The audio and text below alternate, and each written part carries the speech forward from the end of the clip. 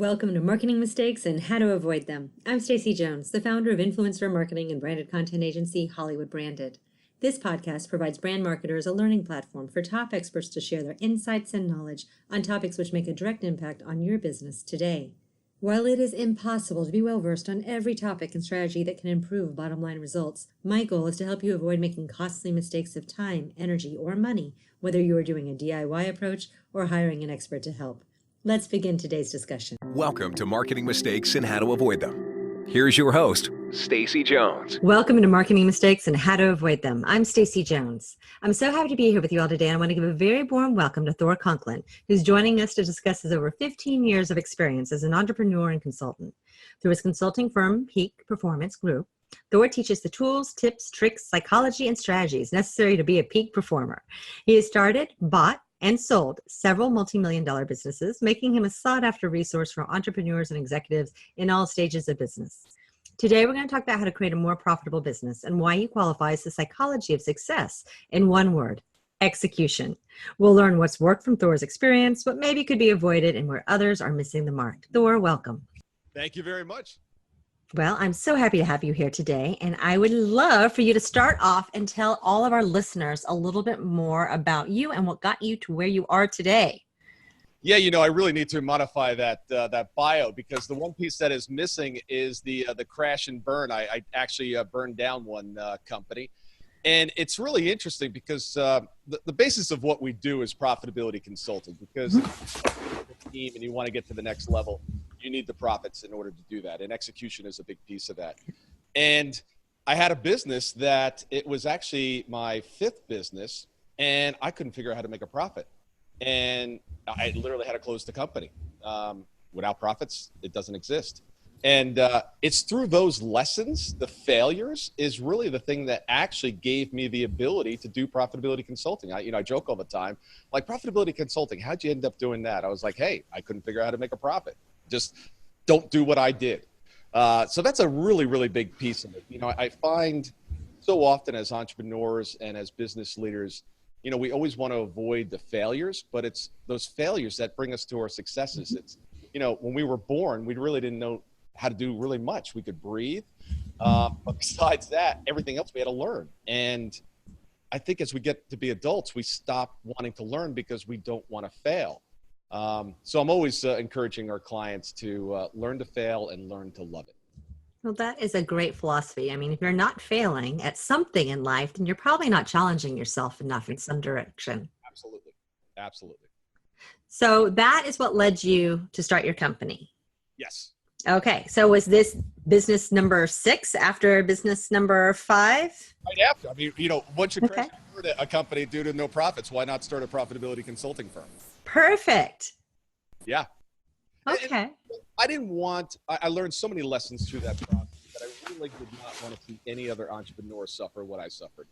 I went through a divorce. It was not a good time. My business was failing. It was a really tough time. And I saw a lot of entrepreneurs around me. I'm part of an organization called Entrepreneurs Organization, worldwide group. And I saw a lot of other entrepreneurs that on the surface, everything looked great, but right below the surface, there was a lot of pain. And I wanted to take those lessons and teach as many people as possible so they didn't have to go through what I went through. That's great. I think that is, within any business sector, you're having that with a person who's at the top, who doesn't always have the ability to talk to others, and who's shielding a lot from their staff, of course, about what the true essence of their company is if they are having some issues. Yeah, it's tough. I mean, because there's so many people relying on you. Yeah. You got an entire team. You've got their families. There's a lot of people depending on you as an entrepreneur when you have a team behind you. Yeah. Okay. So you started the company. Yep. And did they just come? Did people say, oh my gosh, I don't know how to make a profit either. Here I am. We totally missed the mark on our marketing. We were a disaster. So it's funny you bring this up because it was about 8 months into the business. And of course, a couple months we're actually planning and getting things going. And I remember we were coming towards the end of the year and the team came to about 8 months in and said, so how are we doing? Is this working? And we had one client Our total revenues for the first 8 months were $1,500. Oh, it was working for your employees, just not for you. They were getting paid. And they said, is this going to work? I'm like, of course, this is exactly the way they all start. We're on track. And I remember in private going, wow, I think I missed something. And it's interesting talking about marketing and positioning is I positioned us with people that were like me, that were going through the same scenario. And I was marketing into that segment. I just wasn't getting any traction.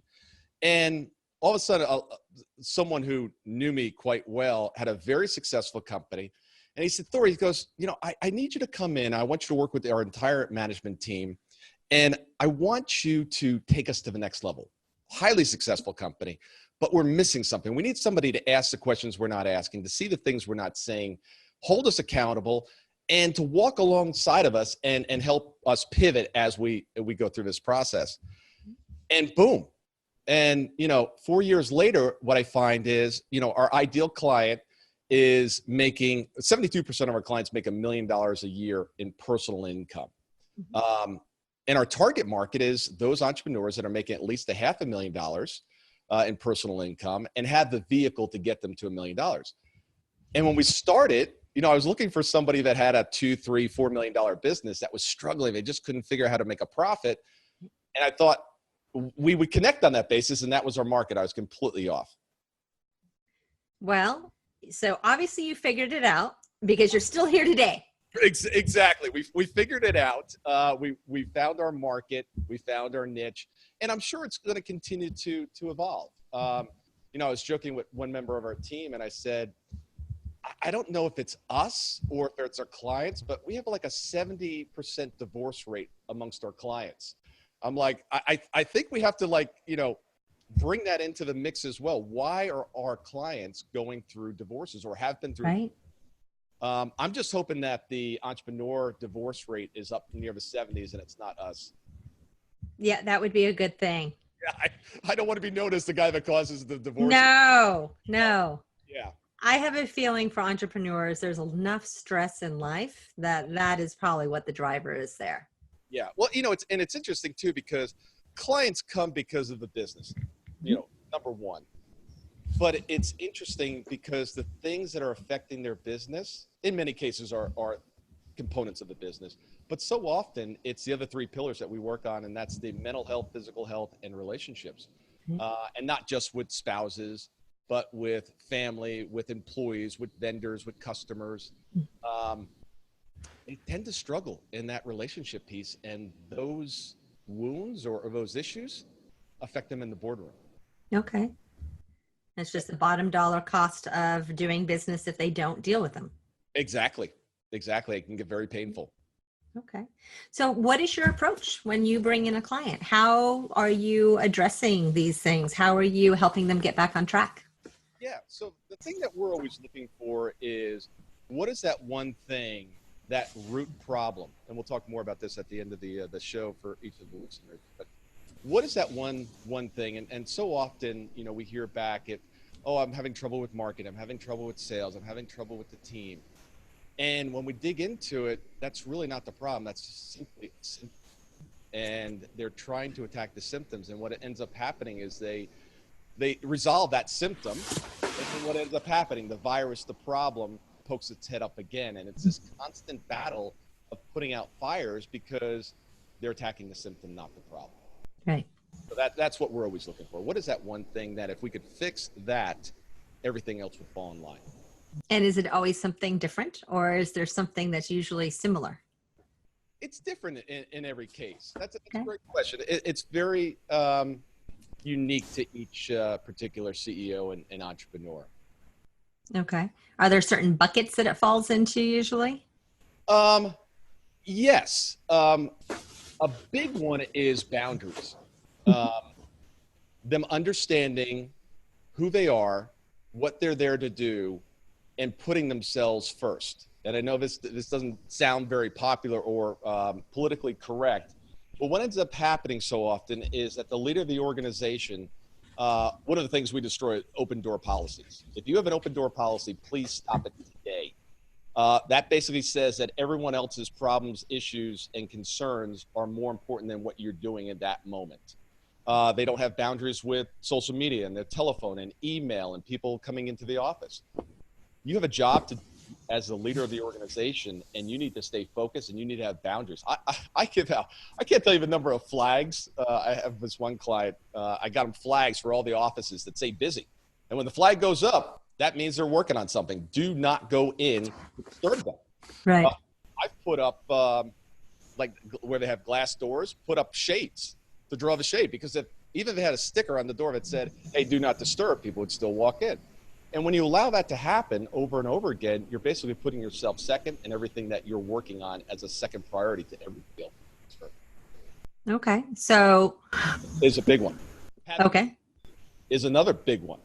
Mm-hmm. You know, nobody, including myself, likes to have people leave the company that aren't a good fit. But we tend to hold on to employees much longer than we should.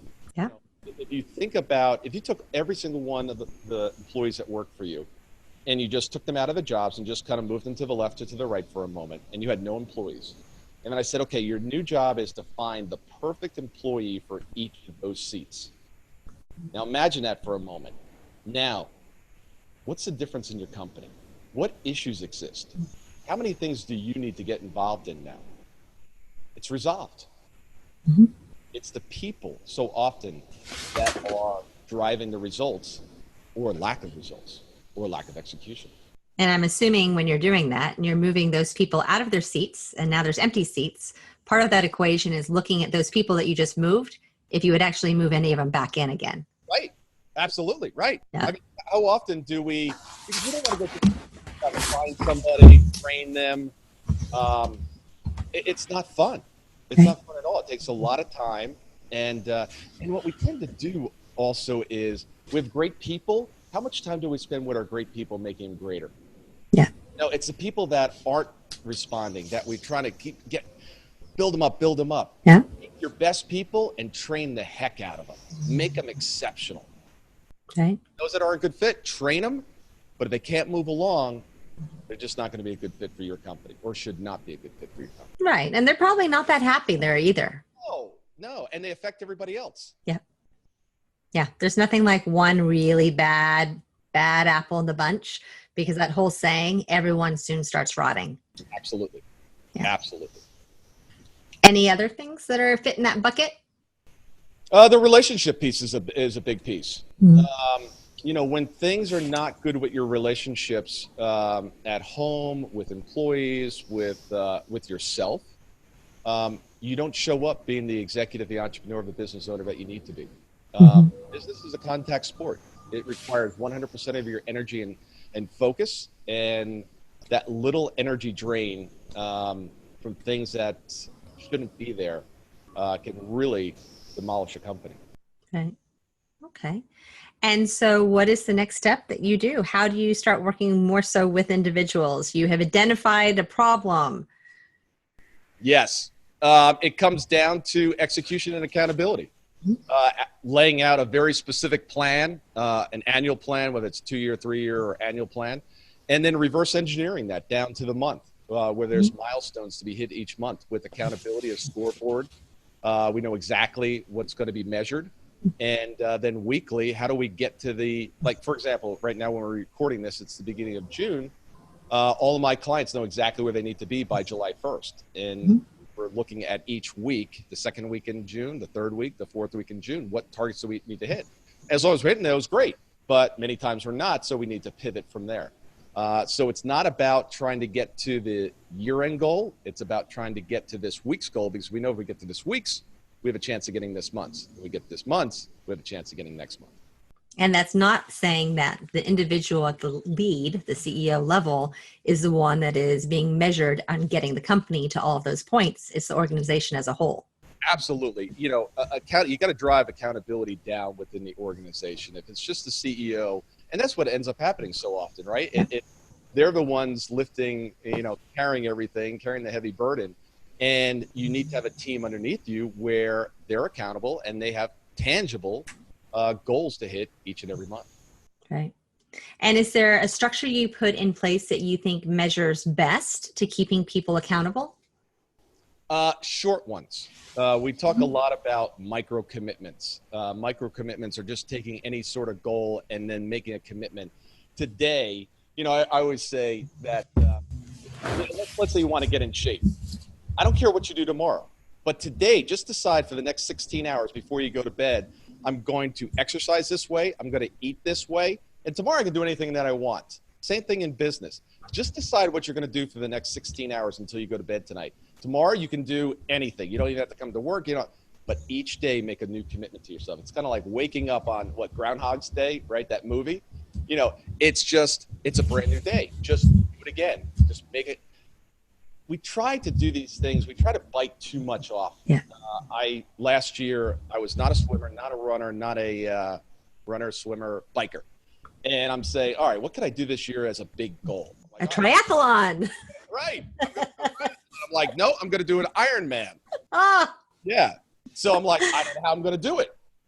But I had to go 140.3 miles in the race. I actually did 2 of them within 30 days because my coach told me I couldn't do 2 in 30 days. So, of course, as a guy, it was like, if you tell me I can't do it, I got to do it.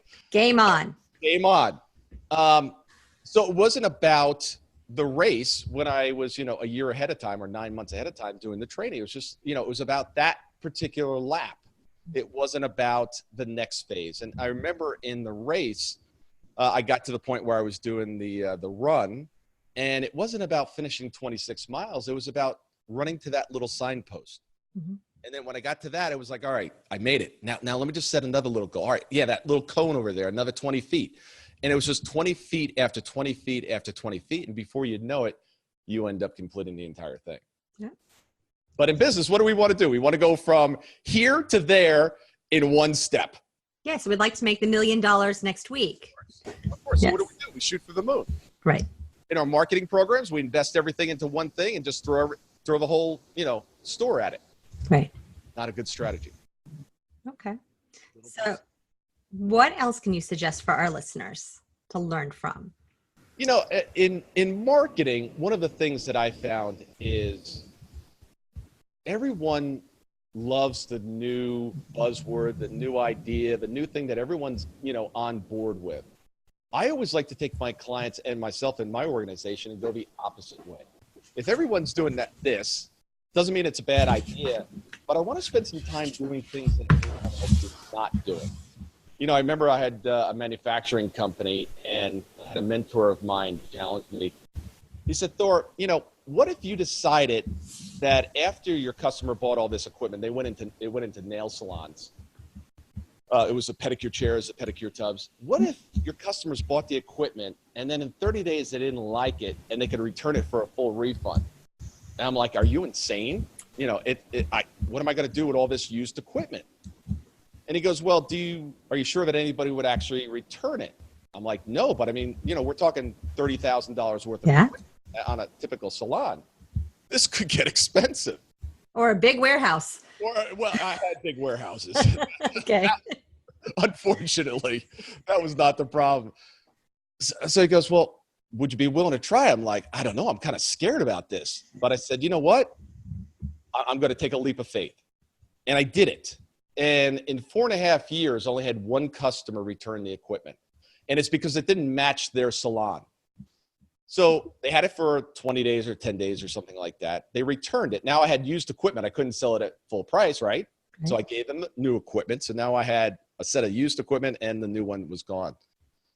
And I said, and the margin on that was basically 50%. We bought it for $1,000, sold it for $2,000. So I said, what if I put this in the showroom and I decide to sell it for $1,600? I'll put a little sign. It's been used in a salon for 10 days. It took 1 day to sell it. So I had a full sale on the one sale. Another customer came in and I sold it at, $600 markup on each piece of equipment. They were thrilled. Mm-hmm. And I was like, wait a second. This thing that I was so scared of has actually now turned into an opportunity. And from that, I said, what if we decided to buy used equipment from the salons? So I created a marketing strategy that said, hey, don't know what to do with your used equipment? Trade it in like a car.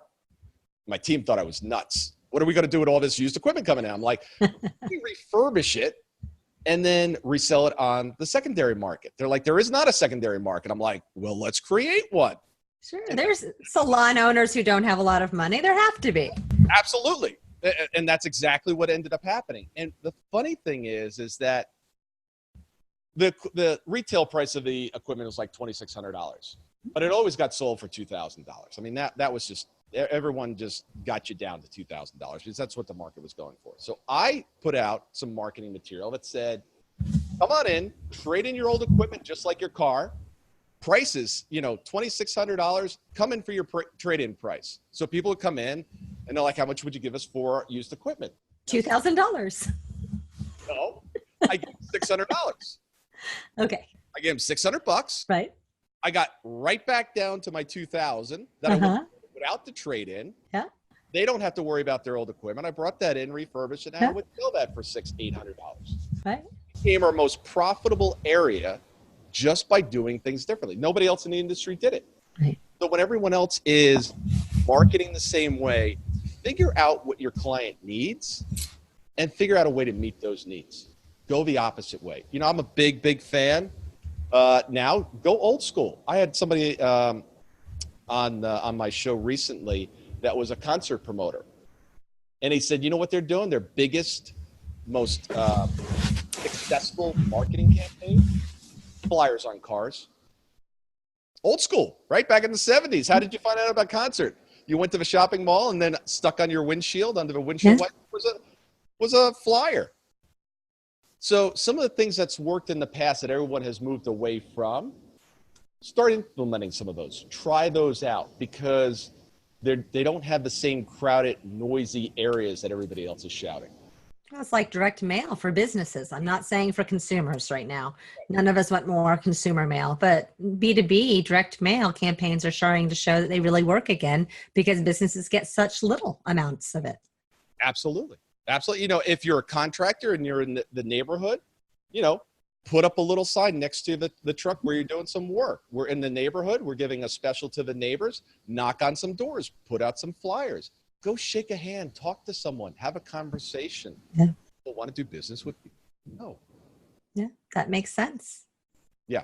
So on the marketing, get creative. Try it. And if it doesn't work, who cares? Don't go all in, be smart, but try different tactics. That's excellent advice. Okay. Was there anything else you wanted to share today with our listeners? We talked about the execution, and when the rubber meets the road, it's all about the execution, and it's generally things getting in the way, the fires that are burning, the things that are easy to do, the things that we like to do. Have a plan. Draw out that plan the night before. Set that plan on your calendar, and then just run your calendar. Put up those boundaries. Stick to that schedule and knock the things out that are the most important. And just, it doesn't have to get resolved. Just move it ahead 1%. If you took something and you just moved it ahead 1% every single day, you're done in about 70 days with compounding. It's done, 100% done. It's not about the big move. It's about the small little incremental things. Yeah. Just I actually on Facebook every Monday, I talk about my failures from the last week.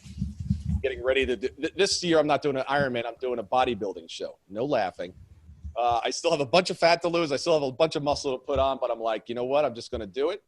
And I'm trying to get to my goals each week, and I'm failing.